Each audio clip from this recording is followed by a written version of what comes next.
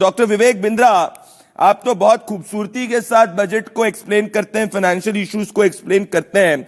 Doctor Vivek Bindra, मैं CA को सुन रहा था और अगर मैं बात करना चाहता हूं कि इन रन अप टू बजट जो अब आने वाले कुछ ही घंटों बाद पेश होने वाला है, less than 16 hours to go, इसमें एक शब्द का प्रयोग किया डॉक्टर विवेक बिंद्रा जी आज सीए ने कि हम पार्टिसिपेटिव डेवलपमेंट में और पार्टिसिपेटिव इकोनॉमिक ग्रोथ में विश्वास रखते हैं। अब जो एक क्षेत्र जिसमें काफी लोगों का कल बजट में नजर होगी वो है कृषि क्षेत्र, एग्रीकल्चर। इसमें सीए ने यह कहा है कि जो निजी निवेश है वो एग्रीकल्चर में पिछले 8 सालों में जितना बढ़ा वो पिछले 20 सालों में कंपैरेटिवली उतना नहीं बढ़ा है। तो आप कृषि, अगर मैं आपसे बात करना चाहूं, जब ये जो इकोनॉमिक सर्वे को सुनने के बाद में, पढ़ने के बाद में, it's a very exhaustive document, आप किस तरीके से, आपकी क्या एक्सपेक्टेशंस हैं ये जो लास्ट फुल टाइम बजट है इस सरकार का, डॉक्टर विवेक बिंद्रा? धन्यवाद। देखिए, थैंक यू। अगर मेरी आवाज साफ आ रही है, मैं आपको आ रही है आपकी आवाज। टर्म कॉइन हो गया है, इंडिया न्यूज के सारे दर्शकों को मैं बता दूं, स्लोबलाइजेशन। एक होता है ग्लोबलाइजेशन, इंटरनेशनल इकोनॉमिक एक्टिविटी पूरी स्लो चल रही है। पहले मैक्रो समझ लेते हैं, दुनिया भर में नौकरियां गई है बहुत तेजी से पैंडेमिक के बाद, प्राइसेस बढ़े, इन्फ्लेशन बढ़ा है, यूक्रेन और रशिया के वॉर का बहुत इफेक्ट रहा है, जियोपॉलिटिकल इश्यूज रहे, इंटरेस्ट रेट 0.5% से 4.5% हो गया 9 महीने में अमेरिका के अंदर। दो इकोनॉमी को देखना चाहिए भाई साहब, पहली आपको अमेरिका की देखनी चाहिए, दूसरी चाइना की। ये दोनों मिलकर 44% जीडीपी को दुनिया के कंट्रीब्यूट करते हैं। अमेरिका में क्या हुआ? इंटरेस्ट रेट बढ़ा, इन्फ्लेशन बढ़ा, नौकरियां गई। चाइना में क्या हुआ? इंटरनल इश्यूज, पैंडेमिक के कारण इकोनॉमी बार बार फ्लक्चुएट हुई। ये 44% दुनिया की जीडीपी को कंट्रीब्यूट करते हैं, इससे कंजम्पशन पे इंपैक्ट हुआ। ग्लोबली सब कुछ स्लो हो रहा है, जहां ग्लोबली हो रहे हैं सारे स्लो, वहां अभी भी हम कर रहे हैं ग्रो। ये ध्यान दीजिएगा मेरी बात।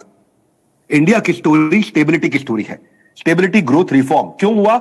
क्योंकि जो पिछले सालों में इंफ्रास्ट्रक्चर पे, कैपिटल स्पेंडिंग पे इंसेंटिवाइज किया मैन्युफैक्चरिंग को और फिस्कल को कंट्रोल किया है, फिस्कल डेफिसिट को जिसको बोलेंगे फिस्कल कंसोलिडेशन।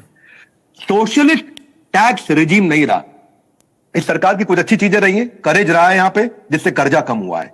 हाँ, आप ये समझ लें कि 2021 में अमेरिका 5.5% ग्रो कर रहा था, चाइना 8%, जर्मनी 2%, जापान 1%, यूके 7%। हम उस समय भी 8.9% ग्रो कर रहे थे। हमारी ग्रोथ तेज रही है। 2022 में भी हम इन सबके मुकाबले हाईएस्ट ग्रोथ पर रहे हैं। 2023 में सबका हाल बुरा है। यूएस 1%, चाइना 4%, जर्मनी माइनस में चला गया, जापान 1%, यूके 0.5%। हम अभी भी 6.25% ग्रो कर रहे हैं। तो जिसने आपको कहा वो ठीक कहा, आसपास का हाल बेहाल है, लेकिन अपनी चाल अभी भी बेमिसाल है, क्योंकि यहां इंफ्रास्ट्रक्चर पर काफी अच्छा पैसा लगा है, जिसका मल्टीप्लायर इफेक्ट होता है। पीएम गति शक्ति का ऑनगोइंग इंपैक्ट है। ये जो 7 चीजें होती है ना, road, rail, airport, mass transport वगैरह। अब मैं आपको बता देता हूं भैया, अगर ये सड़कें, ये इंफ्रास्ट्रक्चर ठीक नहीं होगा, जर्मनी भी इसीलिए हारा था क्योंकि जर्मनी की टीम मजबूत थी, लेकिन लॉजिस्टिक्स, वेपन का सप्लाई नहीं हुआ, आर्टिलरी का सप्लाई नहीं हुआ, वो हार गया। जहां पड़ोसी देश हो रहे हैं फेल, अपने दियों में अभी भी बचा हुआ बहुत तेल। मैं आपको समझा देता हूं, यहां पे हमने कोविड में भी अच्छा काम किया, पीछे कुछ चीजें अच्छी रही। जीएसटी में हमारा कलेक्शन हाईएस्ट रहा है पिछले बहुत समय में, और 15% इस साल भी हाईएस्ट रहा है हमारा जीएसटी कलेक्शन। जिधर देखो आजू बाजू में श्रीलंका बर्बाद हो गया, रॉक बॉटम पे चला गया, फ्यूल फूड शॉर्टेज हो गया, वहां पे इंटरनेशनल लोन बढ़ गए, प्रेसिडेंट उनका भाग गया देश से, करेंसी उनकी डिवैल्यूएट हुई है। आप देख रहे इन्फ्लेशन रेट वहां पे 302% बढ़ा है।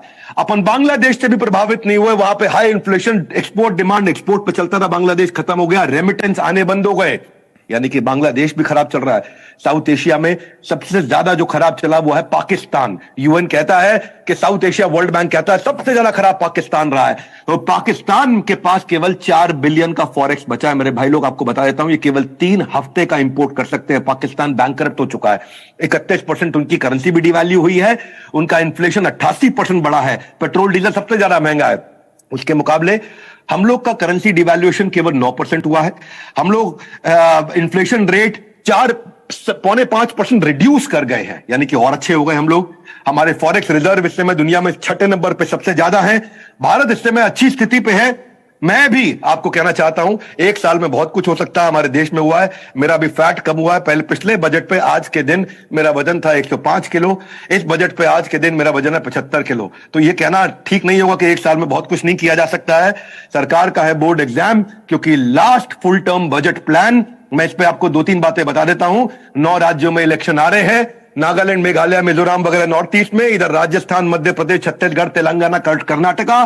बावजूद उसके हम देखना चाहेंगे कि क्या ग्रोथ एजेंडा पे काम हो रहा है। ये अमृतकाल का पहला बजट होने वाला है, इसलिए मैं, जैसे पिता जो होता है ना, वो घर में सैलरी लाता है, कुछ पैसों से बिजली पानी का बिल भरता है, कुछ खर्चे करता है, कुछ बचाता है, बड़ी प्लानिंग से घर चलाता है, ठीक उसी प्रकार हमारा बजट बनाया जाता है। ये आने वाला कल हमको दिखाता है।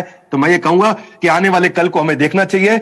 मेरी नजर में एमएसएमई पे काम होना चाहिए। अगर आप मुझसे सुझाव मांगे, 13 करोड़ एमएसएमई हमारे देश में जो 45% मैन्युफैक्चरिंग आउटपुट को कंट्रीब्यूट कर रहे हैं, 30% हमारे देश के जीडीपी को कंट्रीब्यूट कर रहे हैं और 40% हमारे देश के एक्सपोर्ट को कंट्रीब्यूट कर रहे हैं वो 13 करोड़ छोटे व्यापारी। वो 95% इंडस्ट्रियल यूनिट का आउटपुट है। आज देश के 40% लोगों को नौकरी भी ये 13 करोड़ छोटे व्यापारी देते हैं। अगर इसमें कुछ काम करना चाहिए, इनकी डिलेड पेमेंट पे करना चाहिए। छोटे व्यापारी को पेमेंट टाइम से नहीं मिलती है, उसके पास वर्किंग कैपिटल नहीं है, मार्केट में जो पैसा लगा है रोटेशन साइकिल पर लग जाता है जंग, हाथ उस बेचारे का हो जाता है तंग। उसके चक्कर में समस्या रहती है।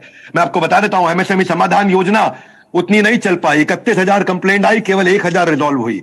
7,000 करोड़ रजिस्टर हुई 2022 में, केवल 71 करोड़ रुपया रिसीव हुआ, यानी कि 1% रिजॉल्व हो पाया। पिछले साल कमजोर रहा बहुत। तो जो माइक्रो स्मॉल मीडियम एंटरप्राइज है, इस बेचारे को जब पैसा फंस जाता है ना बाजार में, लोग उसका पैसा रोक लेते हैं, इसको वापस नहीं करते, और उसके बाद ये जाता है बेचारा 3 महीना उनका वेट करता है, फिर 3 महीना बहस लड़ाई करता है, फिर उसके बाद में एमएसएमई समाधान योजना में जाता है। इतने में बैंक का ईएमआई और इंटरेस्ट ये बुरी तरह फंस जाता है। ये बेचारा किसके पास जाता है? और जब बिजनेस इंटरेस्ट इतना बढ़ जाता है तो काम करने में मैजिकल घट जाता है। Doctor Vivek Bindra, this is magical. मैं कहना चाहता हूं कि जितना आपके बारे में मैंने सुना था, आप उससे ज्यादा सिक्सर और 4 हिट कर रहे हैं। मेरे को इतने सारे मैसेजेस आ रहे हैं, कितनी सरल भाषा के अंदर आपने इसको रखा है। This is magical doctor Vivek Bindra. I love the energy. भाई साहब, आखिरी लाइन, बिजनेस में इंटरेस्ट इतना बढ़ जाता है जी, लोन का इंटरेस्ट इतना बढ़ जाता है कि उसके बाद उसका बिजनेस करने में इंटरेस्ट घट जाता है। और जब ऐसा घट जाता है, उसके बाद जब एमएसएमई का कमजोर व्यापारी फांसी लगाता है तो उसको कोई पूछने नहीं जाता है, क्योंकि वो असली वोटर नहीं कहलाता है, लेकिन आगे देश को वही बढ़ाता है। आगे देश को वही बढ़ाता है। Very very beautifully put.